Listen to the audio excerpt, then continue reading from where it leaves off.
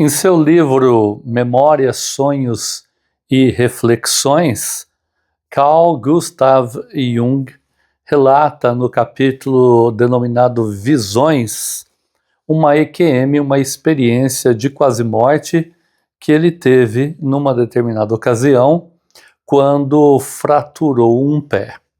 Este é o livro, Memórias, Sonhos e Reflexões.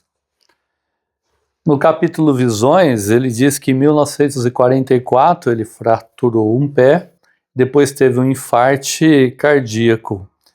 E durante o período de inconsciência, em que ele esteve inconsciente, ele diz que teve delírios e visões que provavelmente começaram quando, em perigo de morte, administraram-me oxigênio e cânfora. As imagens eram tão violentas que eu próprio concluí que estava prestes a morrer. Disse-me minha enfermeira mais tarde, o senhor estava como que envolvido por um halo luminoso. É um fenômeno que ela observara às vezes nos agonizantes. Eu tinha atingido o limite extremo e não sei se era sonho ou êxtase. Seja que for, aconteceram coisas estranhas comigo. E aí ele relata que ele parecia estar muito alto, fora, no espaço, vendo a Terra na imensidão, no escuro, banhada por uma maravilhosa luz azul. E veja que isso aconteceu em 1944, muito antes do astronauta russo Yuri Gagarin ter ido até o espaço e dito uma frase que é bastante conhecida como: a Terra é maravilhosa, a Terra é azul. Não me recordo se foram essas realmente as próprias palavras dele. Bom, de qualquer forma, a gente vê pelos relatos do próprio Jung que ele teve uma experiência de quase-morte. A experiência de quase-morte, chamadas de EQMs, experiências de quase-morte, elas são experiências que a pessoa tem no momento em que ela deveria estar completamente inconsciente, já que muitas vezes pessoas que têm parada cardíaca é que têm essas chamadas EQMs. E, portanto, o cérebro não teria a capacidade de registrar os detalhes de uma experiência que requer muito mais atividade cerebral. Quando não, as EQMs, as pessoas que têm EQM relatam que viram durante uma operação, por exemplo, em que estavam anestesiados, viram tudo o que acontecia à sua volta, tudo que era falado à sua volta, e muitas vezes, como eles relatam, que se viam de um ângulo privilegiado, praticamente próximo ao teto da sala onde acontecia a operação, eles também relatam que muitas vezes se deslocavam desse ambiente e iam para salas contíguas, para os corredores do hospital e até mesmo lugares bastante distantes, descrevendo muitas vezes, quando se tratava de hospital, por exemplo, o que um determinado médico fez, o que foi conversado e falado pela equipe médica e que não estaria ao alcance da percepção auditiva, muito menos da visual, daquele corpo que passava por uma operação, por exemplo. Esses relatos contam-se aos milhares, para não dizer milhões. Há registros muito interessantes, sempre, claro, são relatos, é relatado pela pessoa que passou, nas mais diversas idades, pessoas oriundas dos mais diversos ambientes, culturas, crenças religiosas e etc. É universal praticamente esse relato, E esses relatos dão conta, ou pelo menos nos chamam a atenção, porque como poderia uma pessoa, milhões de pessoas, nessas circunstâncias, relatarem coisas que viveram no momento em que o cérebro estaria praticamente inativo ou, pelo menos, incapaz de registrar tudo aquilo. Quando não, registrando experiências como ver um túnel de luz, ver-se caminhando por esse túnel de luz. Muitas vezes são relatadas as experiências que são chamadas de relatórios pós-morte, que seria fazer uma revisão de cada momento vivido aqui na vida e passado de maneira rápida nesse outro lado, nesse momento de inconsciência do corpo, mas parece de uma consciência, uma experiência bastante rica, pelo menos do ponto subjetivo das pessoas que relatam ter passado por isso. Muitas vezes ela relata do encontro com parentes já falecidos, pessoas, muitas vezes, muitos falaram que encontraram Jesus, Maria, algum santo, enfim. Os relatos são bastante ricos, há livros escritos sobre isso, e há também canais na internet, inclusive um brasileiro, que faz entrevistas com pessoas comuns e famosas que passaram pelas experiências de quase morte. O canal se chama Afinal o que Somos Nós, e vocês podem encontrar facilmente aí no YouTube, é interessante, recomendo que vocês assistam. Muito bem, mas o que as experiências de quase morte nos trazem? Trazem pelo menos essa curiosidade para aquilo que a humanidade, os filósofos, têm procurado, têm filosofado, que é a questão de quem somos, de onde viemos, para onde vamos, e hoje em dia o que o filósofo moderno David Chalmers chamou o problema difícil da consciência, que seria questionar como que neurônios, como que a eletroquímica, a química cerebral, produz a consciência.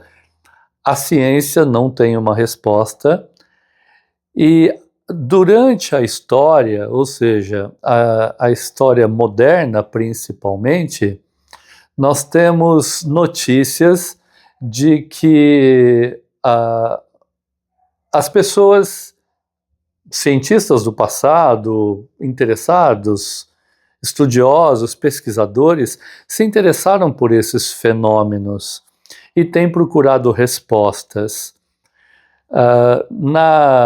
No Egito, por exemplo, antigo, os chamados templos do sono, onde se colocavam as pessoas de maneira principalmente provocada, em um estado alterado de consciência, para atingir estados de cura.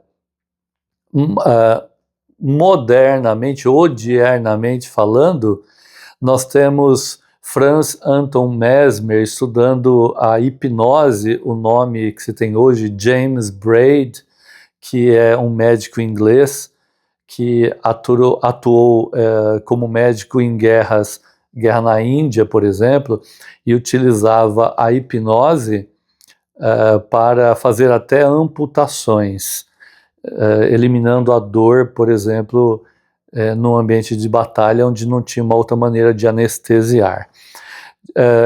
Esses estudos prosseguiram no século XIX.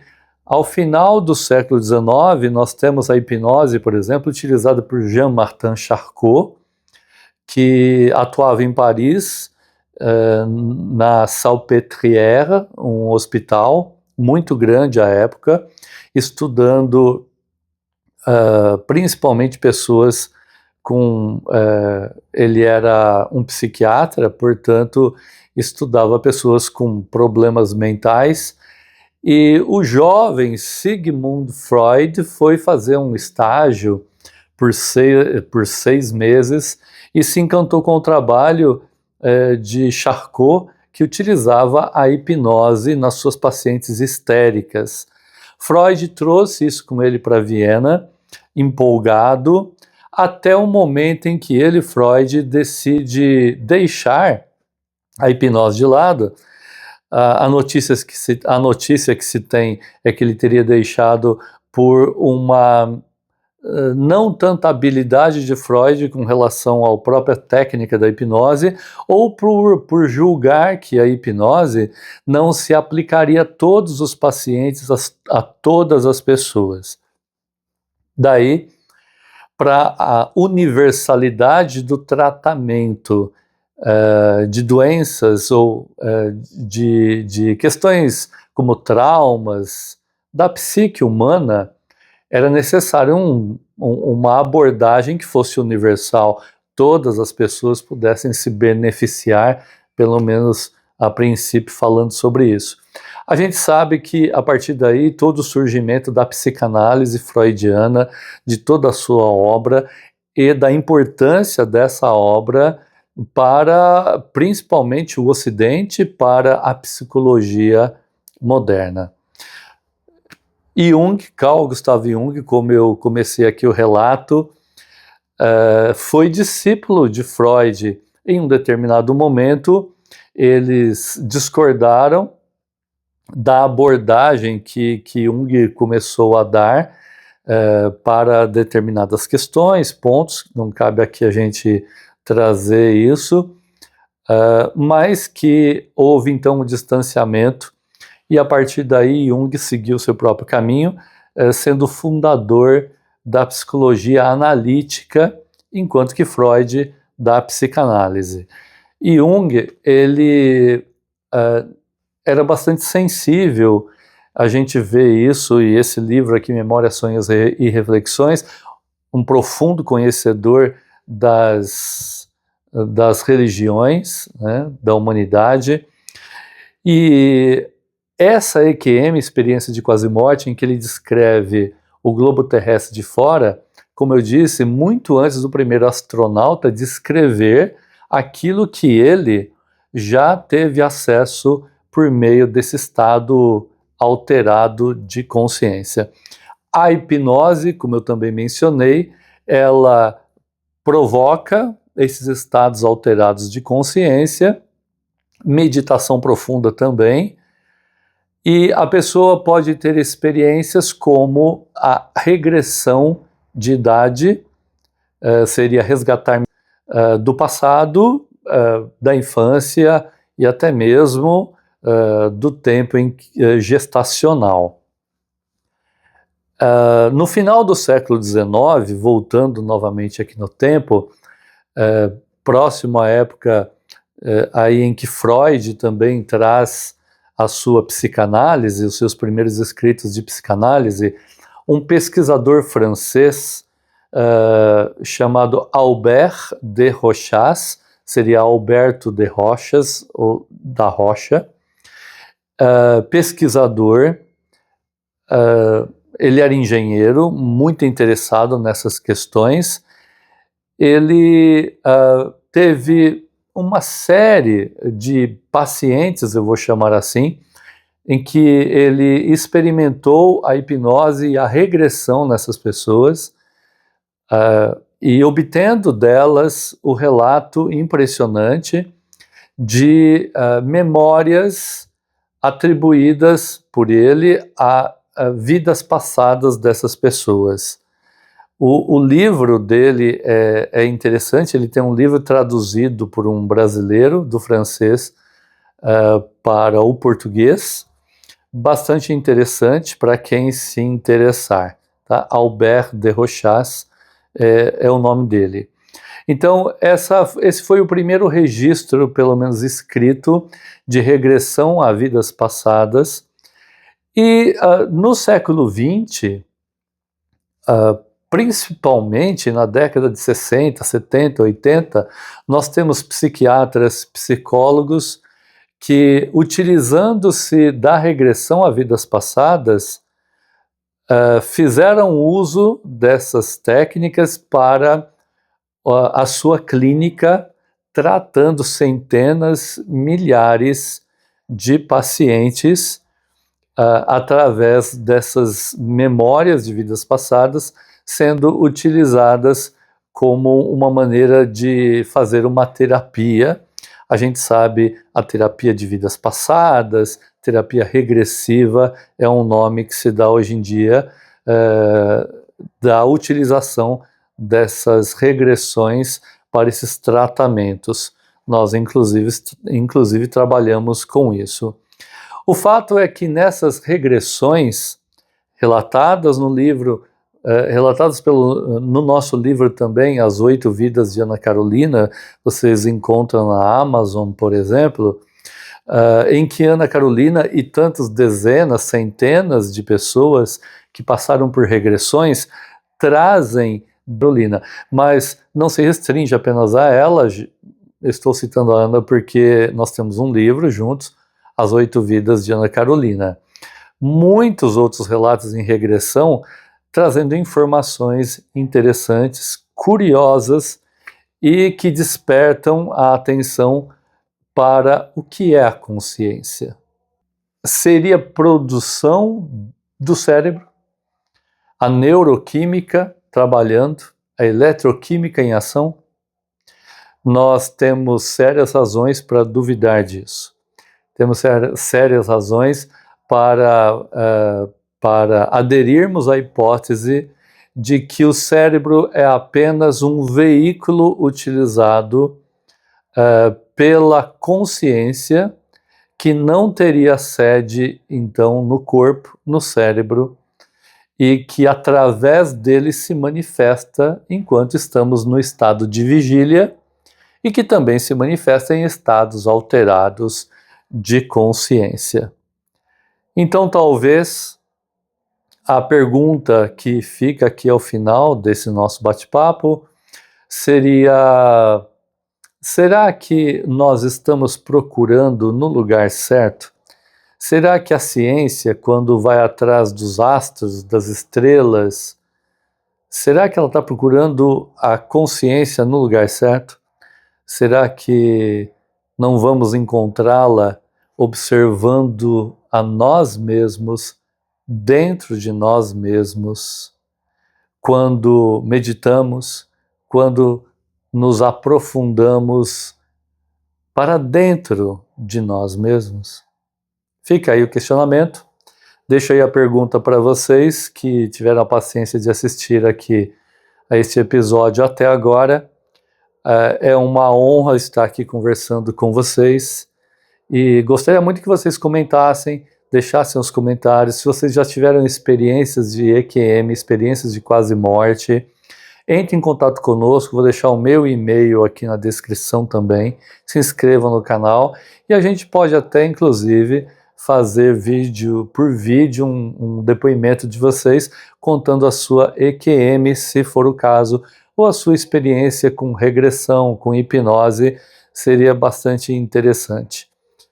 Fico por aqui, foi bom tê-los aqui, se inscrevam aí no canal, até a próxima.